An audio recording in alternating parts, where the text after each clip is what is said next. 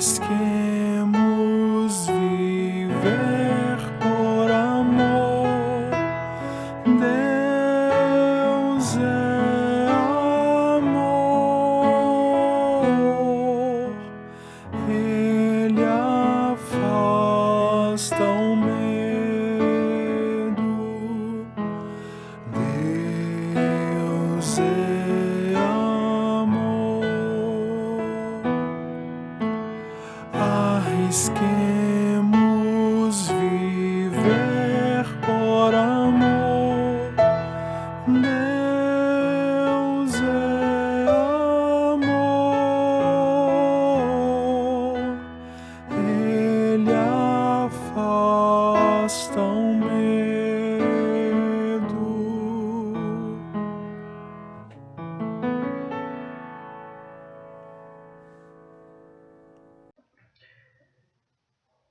Saudações, querido irmão, querida irmã, que acompanha essa Lexio Divina, esse momento de formação, de oração, de aprofundamento na Palavra de Deus, nesses dias acompanhando a leitura, o estudo, a oração do livro do Deuteronômio. No encontro anterior, nós iniciamos alguns trechos, algumas partes do livro do Deuteronômio. Vimos o estilo dele mais exortativo, a atenção que o livro do Deuteronômio dá às leis, aos mandamentos. Alguns temas principais já apareceram no encontro anterior: o tema da promessa da terra, o cumprimento, a organização do povo no deserto, Deus que acompanhava esse povo no deserto de dia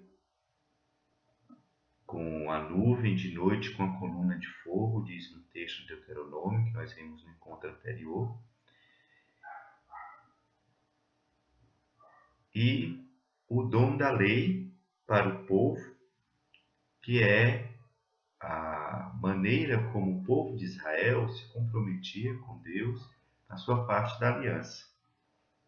Na parte de Deus, ele cumpria a promessa da terra prometida, guiando o povo rumo a esse cumprimento. Da parte do povo, o povo deveria cumprir aquelas leis, aquelas normas e mandamentos. E tinha a memória de tantos acontecimentos, de tantos fatos do passado. O Deus do povo de Israel era um Deus invisível, que se conhecia por meio da história, dos acontecimentos. Então Israel revia a sua história, aqueles acontecimentos, aqueles fatos, para perceber ali, em tudo aquilo, a presença de Deus. Ao contrário dos deuses dos outros povos, que eram deuses fabricados de madeira ou metal, eram deuses visíveis, eram deuses criados. Israel tem a fé num Deus único, num Deus invisível, um Deus que se percebe na história, que faz uma aliança com o povo.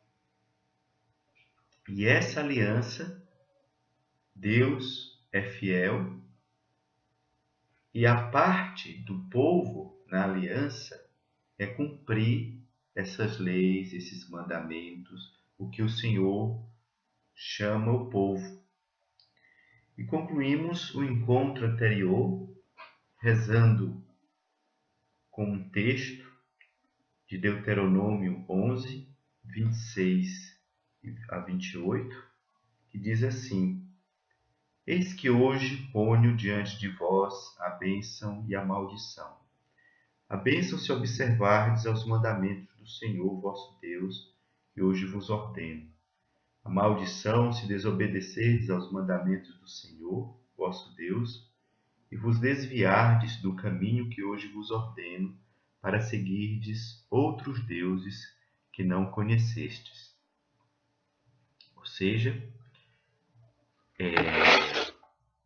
Israel é fiel a Deus quando só a Ele serve, só a Ele presta culto.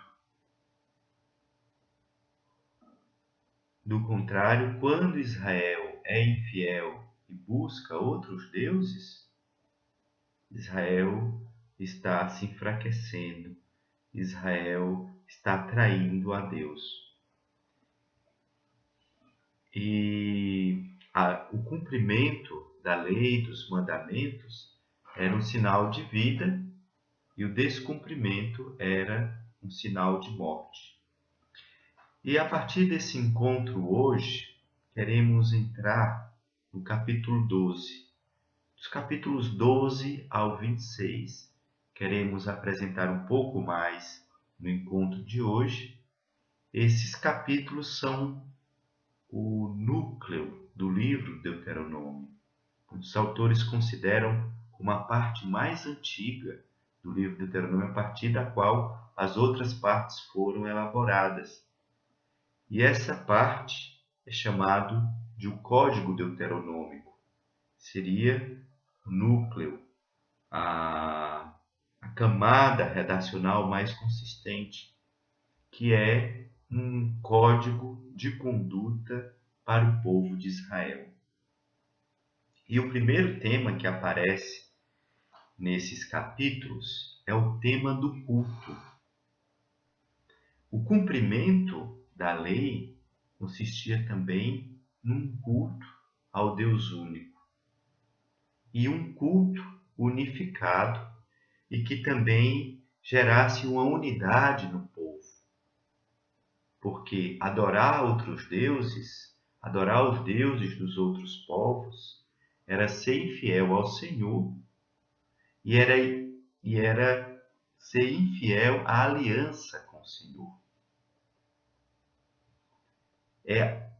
Cultuar outros deuses, os deuses dos outros povos, dos povos vizinhos a Israel, era enfraquecer essa aliança com Deus. Era ter aliança com os outros povos, com os outros deuses. E por isso a importância do culto, do lugar do culto, que vai se centralizar historicamente em Jerusalém, a oposição do Deuteronômio aos cultos pagãos e às idolatrias dos outros povos, e a importância que tem o culto unificado do povo de Israel. A partir do capítulo 15, o livro do Deuteronômio vai falar de algumas práticas cultuais do povo de Israel. No capítulo 15, a prática do ano sabático, que era um ano de repouso para a terra, ou seja, o culto não era só uma preocupação vertical do ser humano com Deus. O culto era também no Deuteronômio já uma preocupação com o meio. Aqui, a preocupação com a criação. E ainda no capítulo 15, fala da libertação dos escravos nesse ano sabático. Uma preocupação também com o próximo, com aquele que era o trabalhador daquele tempo. E em seguida, o livro Deuteronômio vai falar das festas litúrgicas e destaca 3 principais festas como obrigatórias do povo de Israel.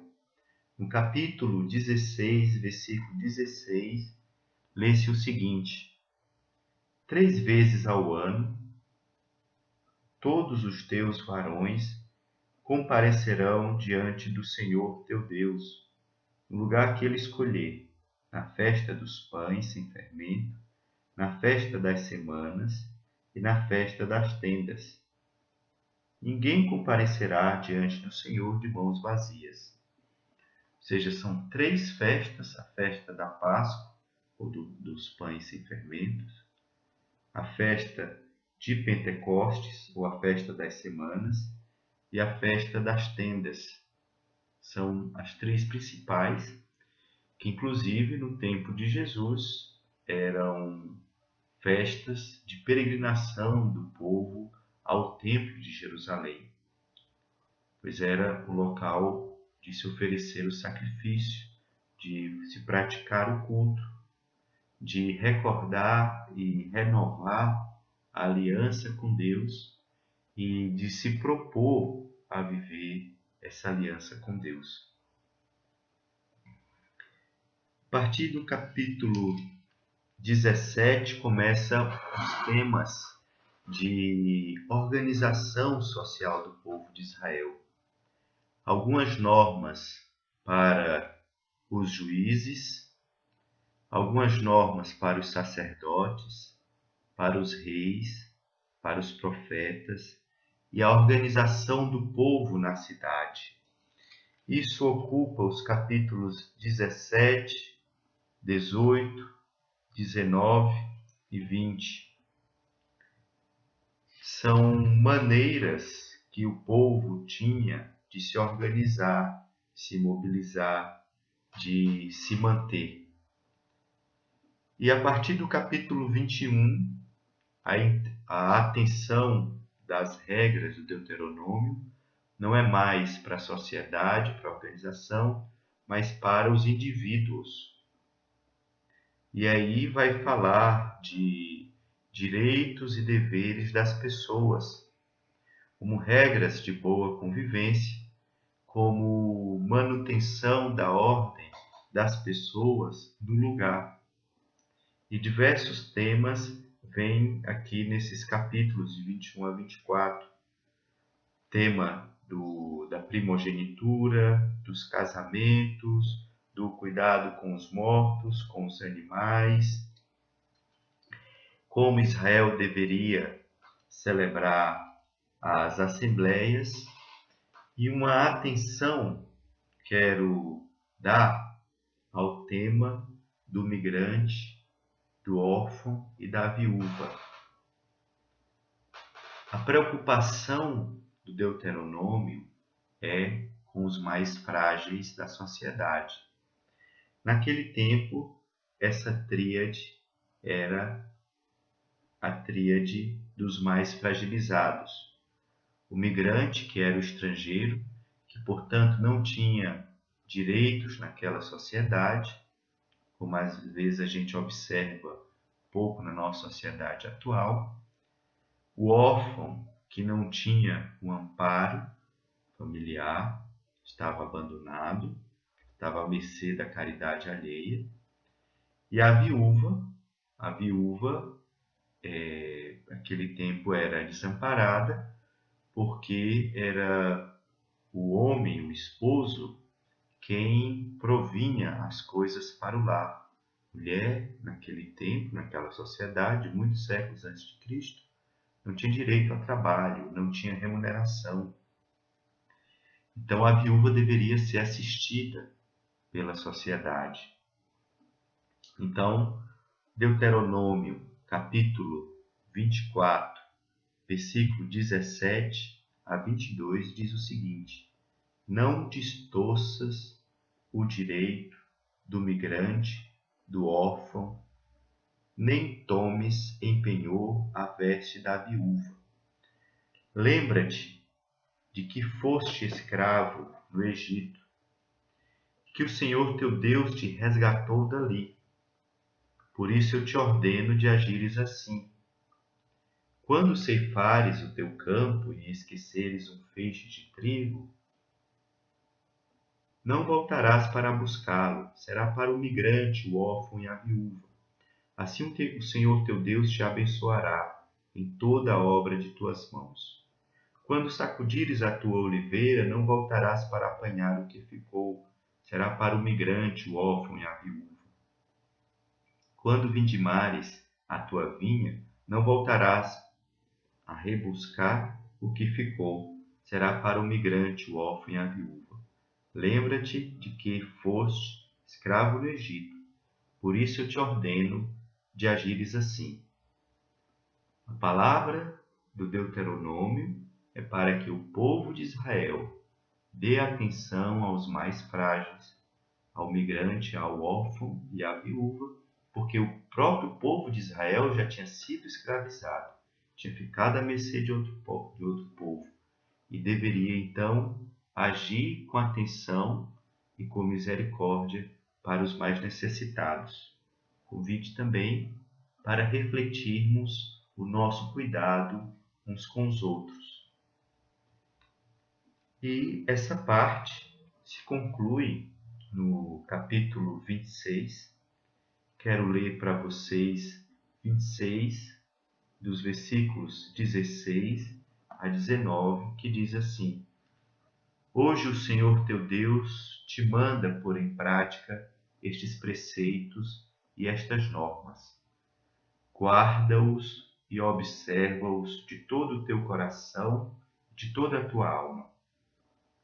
Quanto ao Senhor, hoje confirmaste que Ele é o teu Deus, que andarás nos teus caminhos, guardarás seus preceitos, seus mandamentos e suas normas, e que darás ouvido à voz do Senhor. O Senhor te confirmou hoje, pois tu serás o seu povo particular, como te dissera, para que guardes todos os seus mandamentos. Assim ele te exaltará acima de todas as nações que ele criou, para o louvor, renome e esplendor. Serás um povo santo para o Senhor teu Deus, conforme ele prometeu.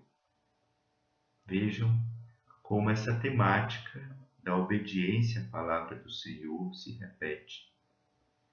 Como a temática da prática da lei de todo o coração, de toda a alma, se repete. É um convite do Senhor para nós, de obedecermos essa palavra que ouvimos, de praticarmos o que nós estudamos e rezamos. Que assim seja. Leitura do texto de Deuteronômio, capítulo 15, versículos de 7 a 11. Se houver em teu meio um necessitado entre os irmãos, em alguma de tuas cidades, na terra que o Senhor teu Deus te dá, não endureças o coração, nem feches a mão para o irmão pobre. Ao contrário, abre tua mão e empresta-lhe o bastante para a necessidade que o oprime. Guarda-te de ter no coração este pensamento mesquinho. Já está próximo o 7º ano, o ano de remissão. De olhar com olhos maus o irmão pobre e de não lhe dar nada, para que não suceda que ele clame ao Senhor contra ti e te tornes culpado de pecado. Deves dar-lhe e dar de boa vontade, pois assim o Senhor teu Deus te abençoará em todos os teus trabalhos e iniciativas. Uma vez que nunca deixará de haver pobres na terra, eu te dou este mandamento: abre tua mão para teu irmão, teu necessitado, teu pobre em tua terra. Palavras do Senhor. Esse texto do Deuteronômio que lemos faz parte do segundo discurso de Moisés, o chamado Código Deuteronômico. Esse Código Deuteronômico possui as leis escritas em diferentes períodos históricos. Além do Código Deuteronômico, no Pentateuco tem também outros 2 grandes códigos, o Código da Aliança e o Código da Santidade. Nesse Código Deuteronômio, a gente vai encontrar orientações referentes às relações sociais, à fraternidade e à prática da justiça. O Código Deuteronômico dá uma atenção especial para o pobre, o estrangeiro, o órfão e a viúva, ou seja, aqueles mais desprotegidos na sociedade. Esse Código Deuteronômico, ele apresenta 3 blocos de leis. São as leis referentes às relações com Deus, as leis que vão determinar as principais instituições de Israel e as leis que regem as relações humanas e sociais.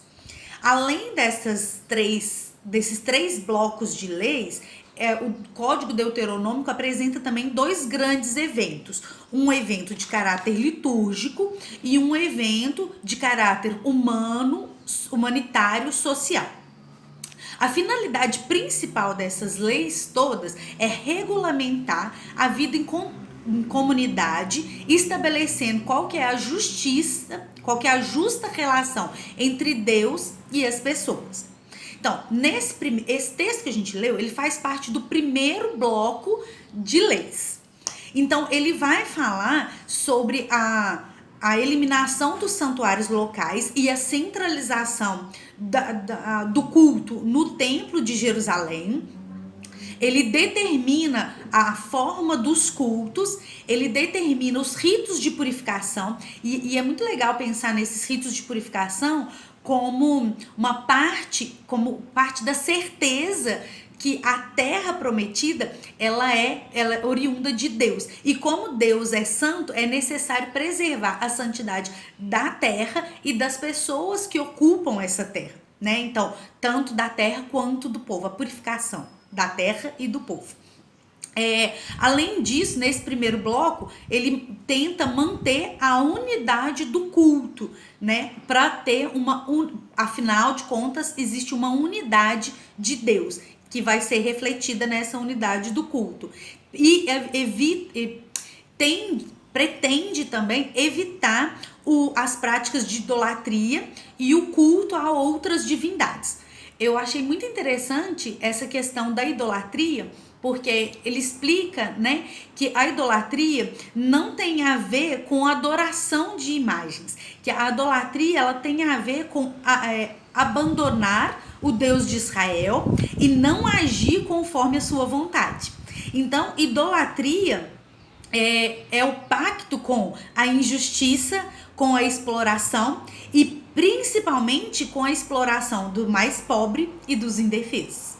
A idolatria é colocar a própria segurança nos bens materiais, no poder e na satisfação da própria vontade e não na vontade de Deus. Faz a gente pensar, né? Além disso, nesse primeiro bloco, né, de leis, onde está inserido o texto que a gente leu, são apresentados os deveres religiosos e humanitários do povo. Então, vai falar sobre o dízimo, sobre o perdão das dívidas, sobre a libertação dos escravos, sobre a consagração dos primogênitos, né? E ele vai estabelecer uma estreita relação entre o culto e a vida, porque, afinal de contas, o verdadeiro culto a Deus é a prática da justiça e as ações sociais mais humanas. Né? Para finalizar esse primeiro bloco, né, de leis, ele fala sobre as festas litúrgicas, né, as festas que vão fazer parte do calendário litúrgico da antiga Israel. E essas festas são muito relacionadas à agricultura e ao pastoreio, que são relacionadas a um processo histórico, né? Ela tem um significado histórico. Especificamente, o texto do Deuteronômio que a gente leu, né, do capítulo 15, versículo de 7 a 11, tá falando sobre essas leis de solidariedade.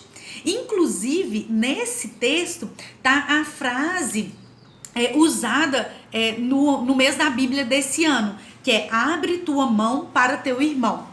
Né? Essa frase está no versículo 11, né, do capítulo 15, o último versículo que a gente leu.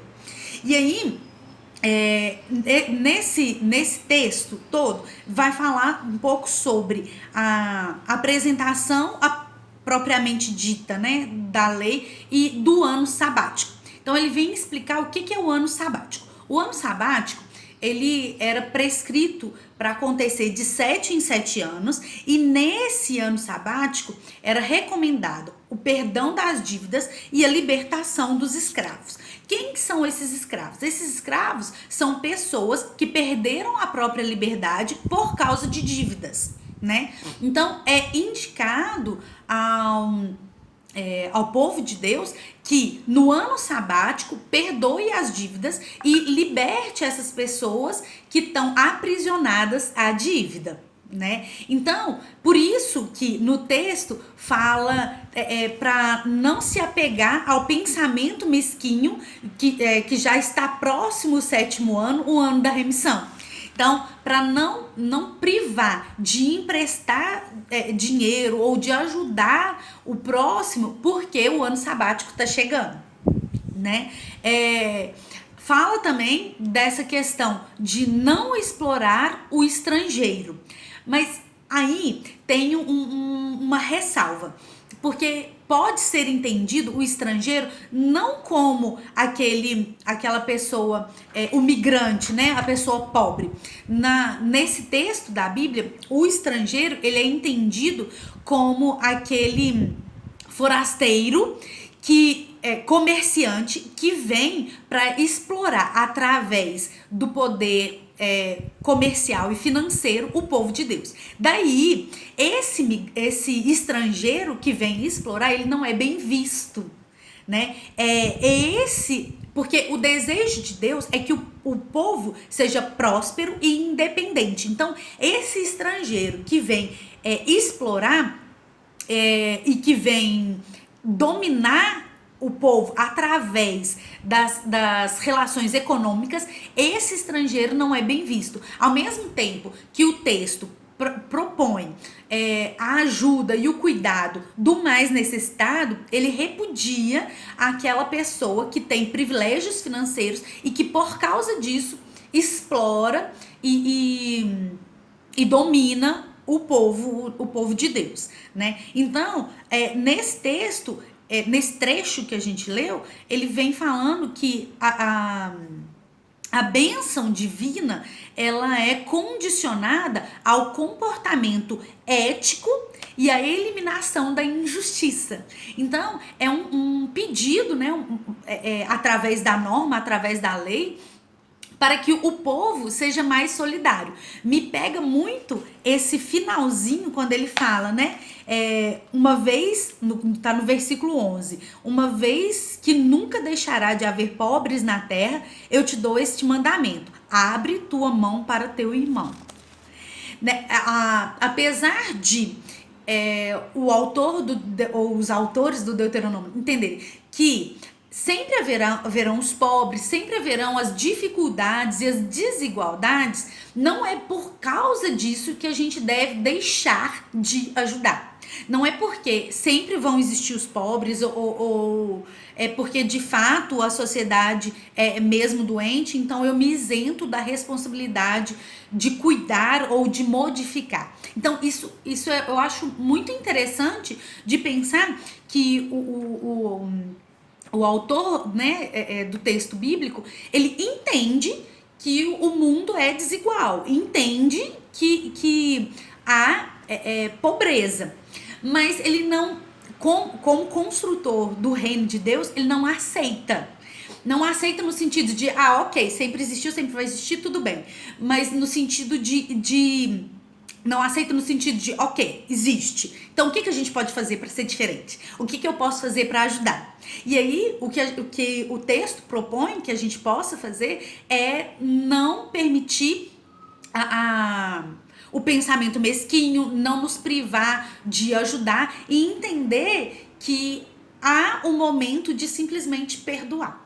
De simplesmente perdoar a dívida, de simplesmente deixar o outro seguir com a própria vida. E tem uma coisa muito interessante da lei, né, que é proposta no Deuteronômio, é que perdoar a dívida, né, no ano sabático, não é só não precisa mais me pagar ou só libertar o escravo, mas é dar condição para que aquele endividado, para que aquela pessoa em situação de escravidão tenha condições de retomar a vida e de retomar a dignidade.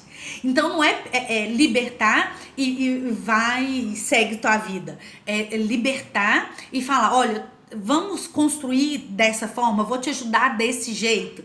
Então eu achei muito, muito mais do que digno, mais do que caridoso, é muito divino mesmo essa proposta para o ano sabático, essa proposta de perdão de dívida e de relação construtiva e de relação não exploratória, né? O que nos faz muito pensar nos dias atuais como que tá a nossa motivação para a solidariedade com nossos irmãos, né? Qual que é de fato a nossa solidariedade?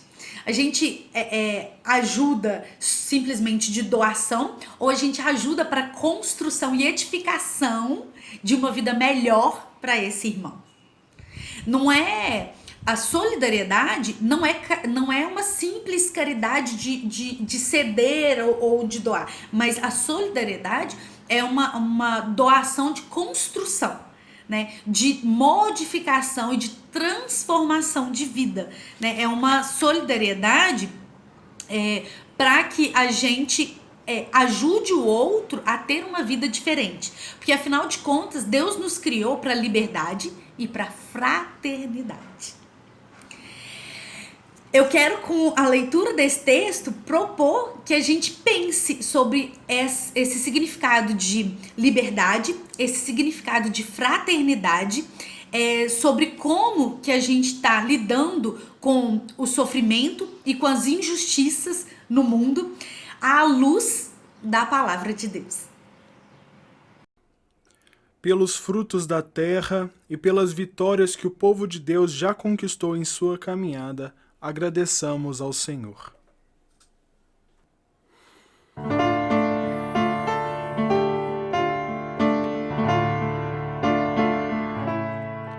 Tua bênção, Senhor, nos ilumine.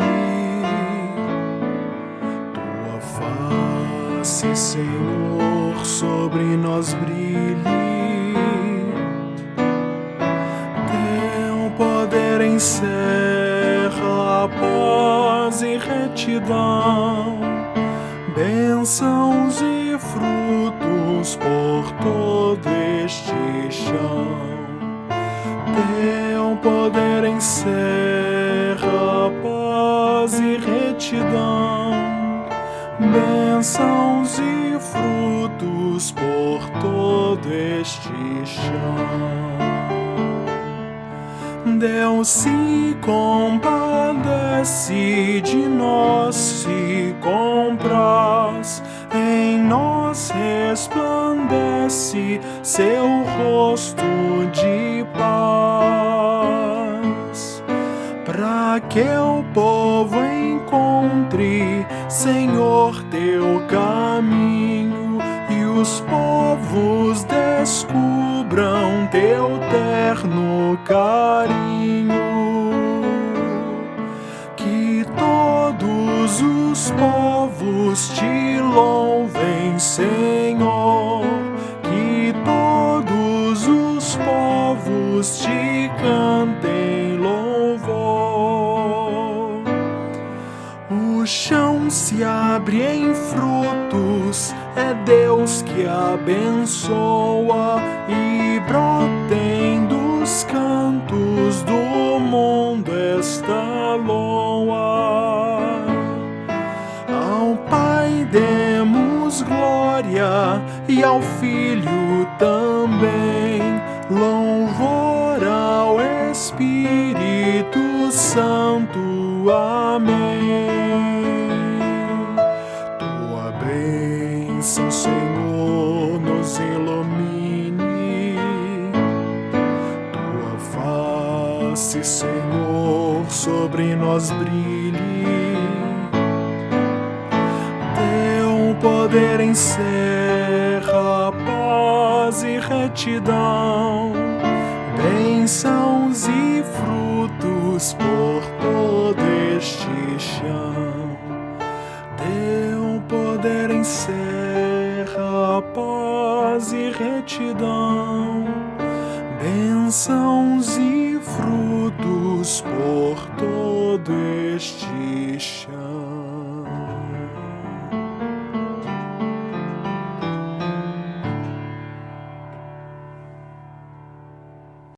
Oremos. Criador da vida. Pela vossa palavra, a terra produziu plantas contendo sementes e árvores de todos os tipos que produzem frutos. Os rios, as montanhas, os minerais, os mares e as florestas sustentam a vida. Todos os olhos se voltaram para vós, para satisfazerdes as necessidades de todos os seres vivos. E ao longo do tempo, a Terra sustentou a vida.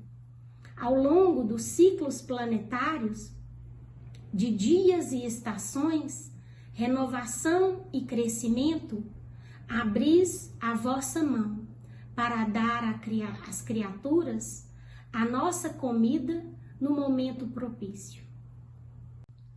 Em vossa sabedoria, nos destes o Shabat, um tempo abençoado para descanso na gratidão por tudo que nos destes. Um tempo para nos livrarmos do consumo viciante. Um tempo para permitir que a terra e todas as criaturas descansem do fardo da produção. Mas, ultimamente, o nosso viver força o planeta para além de seus limites. Nossas demandas por crescimento e nosso ciclo de produção e consumo sem fim estão exaurindo o nosso mundo. As florestas estão desmatadas, o solo erodindo, os campos morrendo, os desertos aumentando, os mares acidificando e as tormentas aumentando. Não temos permitido que as terras guardem o seu Shabat, e a terra está lutando para ser renovada. Durante esse tempo da criação, pedimos que nos deis coragem para guardar o Shabat do nosso planeta. Fortalecei-nos com a fé para acreditar em vossa providência. Inspirai-nos com a criatividade para compartilhar aquilo que recebemos. Ensinai-nos a nos satisfazer com aquilo que é suficiente. E conforme proclamamos o jubileu pela terra, envieis o vosso Espírito Santo para renovar a face da criação. Em nome daquele que veio proclamar a boa nova para toda a criação, Jesus Cristo. Amém. Unamos agora a nossa voz, a voz de Simeão, para cantarmos a esperança na salvação que vem do Senhor.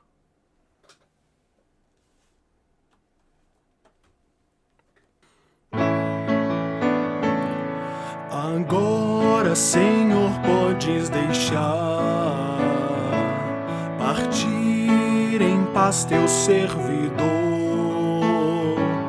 porque os meus olhos já contemplam da salvação o resplendor. Segundo a tua palavra, vi a tua salvação. Manda em paz teu servidor no fogo do teu clarão.